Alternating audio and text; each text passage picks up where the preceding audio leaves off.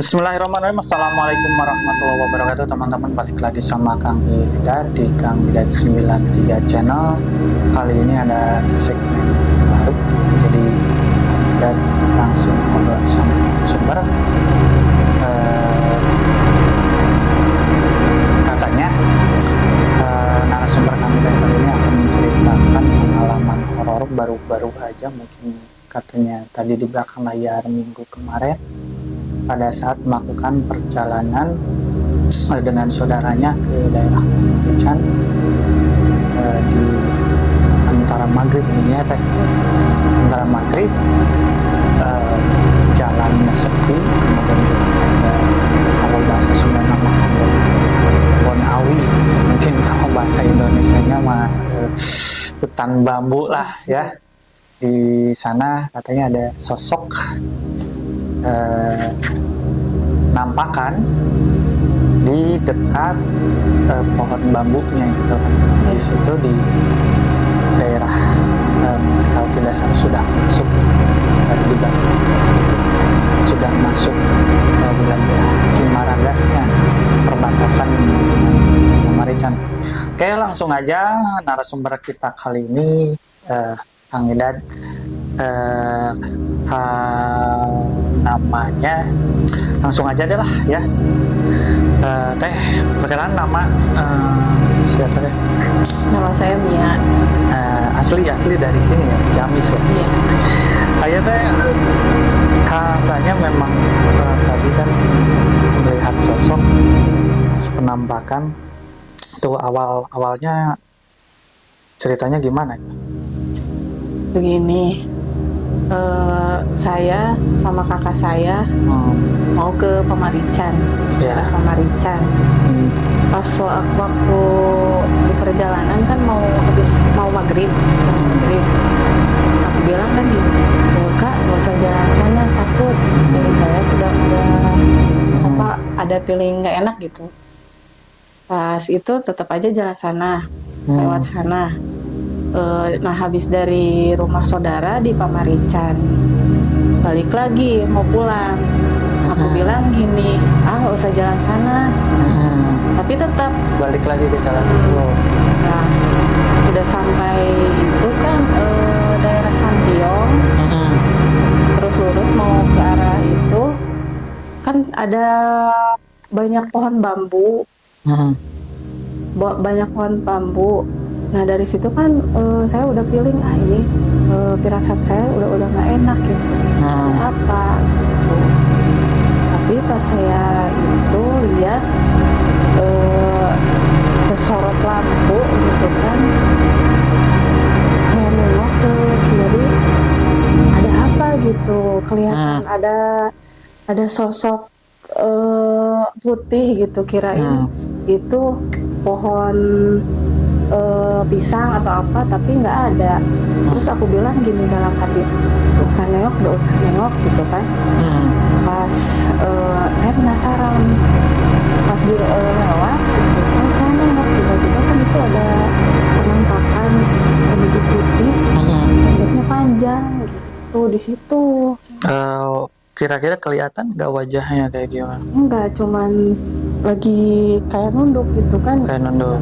Nah, itu berarti posisinya perjalanannya pulang atau berangkat? Mau pulang. Pas berangkat juga asli lah maksudnya. Tapi pas mau berangkat juga feeling saya udah nggak enak gitu kan. Ada firasat ada apa gitu. Ternyata kan benar di situ memang ada gitu. Kira-kira berapa menit atau berapa detik pas lihat itunya, agak cukup lama atau gimana? Enggak sih, cuma paling lewat beberapa detik lah. Nggak sampai menit gitu kan, dari kira-kira berapa, nggak jauh sih. Nggak, itu kan motornya agak kencang. Pas itu lewat kan saya nengok, iya ada kelihatan. Panjang, rambutnya panjang. Rambutnya panjang. Cuman wajahnya nggak kelihatan, kayak nunduk begitu. Terus si pakaiannya lusuh atau memang putih bersih? Kayak lusuh gitu. Kayak lusuh ya. Itu nggak jelas banget, kelihatan putih gitu, Padahal samar-samar, kan di tempat yang gelap gitu. jam berapa berarti itu teh? Jam 9 lebih lah, Kak, setengah 10-an. Setengah 10. Memang kan katanya juga di jalan itu kan pelasananya ada tempat wisata yang cukup itu ya, namanya apa tuh? Lembah Jamben. Lembah Penjamin. Baru juga teman-teman dulunya itu di situ teh sering ada tragedi ya, termasuk tragedi yang orang karena putus asa kemungkinan mengakhiri hidupnya di sana. Soalnya itu yang paling kami dan takut serem itu tempat itu, kalau maaf tragedi misal kecelakaan ataupun pembunuhan masih mending lah, tapi kalau bunuh mengakhiri hidup sendiri udah atut lah kalau bahasa. Terus pas lewat itunya mah enggak ya, pas Enggak. lewat apa itu teh bom Cinanya enggak ada sama sekali. Enggak kerasa ada apa-apa gitu. Berarti kalau itu dari arah Pamarican yang belok ke kiri ya, lewat Penjamin, lewat jalan itu memang. Terus di sananya katanya sebelum bom Cinanya itu kan ada situs, tahu nggak di situ yang agak atas tuh, belok kiri, pas masuk itu kan berapa meter dari situ ada plang bekas cagar budaya, tahu nggak? Pernah lihat nggak ya? Nah itu teh ada, jadi katanya Persi dulu orang-orang pemuka agama Hindu dulu itu kan di situ ada tempat pernah singgah di sana. Kalau bahasa Sundanya kan Patilasan, ada tanda batu satang tuh teman-teman. Biasanya kan kalau setiap ada situs pernah disinggahi sesuatu itu di bekasnya itu pasti ada batu satang tuh. Dan biasanya di situ ada kuncen, juru cerita.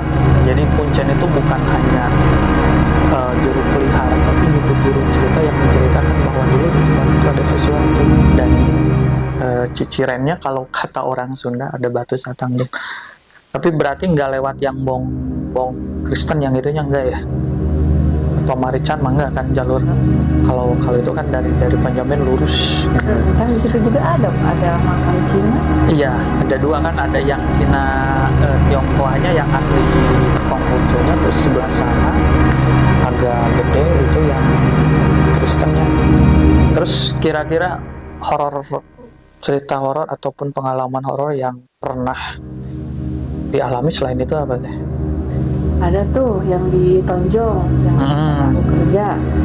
Di Tonjong udah sekitar 4 tahunan lah kurang lebih. Ini tuh cerita pas waktu aku pertama masuk, baru masuk. Memang kelihatannya dari luar juga tempatnya agak-agak serem gitu kan. Nah, aku tuh masuk kerja baru beberapa hari, aku disuruh si bapak yang punya rumah makan suruh ke atas, kan ada lotengnya, suruh ke atas. Pas waktu ke atas, suruh si bapak ambilin galon. Pas waktu ke atas kan ada pintu, pas masuk pintu dari bawah juga kan udah nggak enak gitu kan.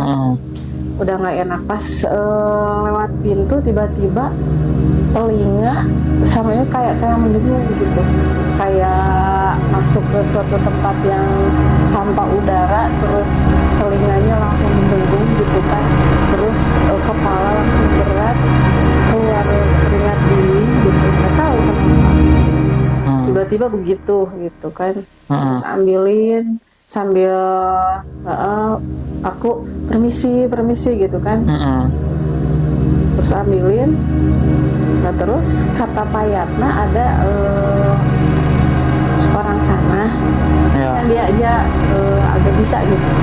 Sambil dia nanya kenapa Amel, nggak tahu, kayaknya ada yang gitu, ada yang ikut. ada yang ikut. Memang sesudah itu beberapa hari ke rumah juga pundak agak berat gitu. Ternyata kan emang di situ tempatnya banyak juga gitu kan, soalnya di belakang tempat kerja tuh ada rumah kosong, terus rumahnya kayak zaman Belanda, terus ada sumur tua juga. Pernah aku juga kan kerja sampai malam, dari jam 9 sampai jam 9 lagi. Pernah waktu di dapur lagi sendiri, tiba-tiba kayak ada orang lewat. Kelihatannya putih atau bayang hitam atau gimana ya? Hitam. Ada yang cerita nggak dulu bahwa rumah itu teh ada apa gimana? Ada sih katanya. Saya sih nggak tahu persis ya. Cuman katanya dulunya ada seseorang wanita yang dibunuh, terus langsung dimasukin ke sumur tua itu. Biasanya. Tapi nggak tahu sih, itu cuma katanya, nggak tahu persis. Kenyataannya gimana nggak tahu, cuman katanya gitu. Kira-kira menurut cerita itu terjadi tahun berapa ya? Tahu sih? Nggak tahu ya. Di rumah tipe Belanda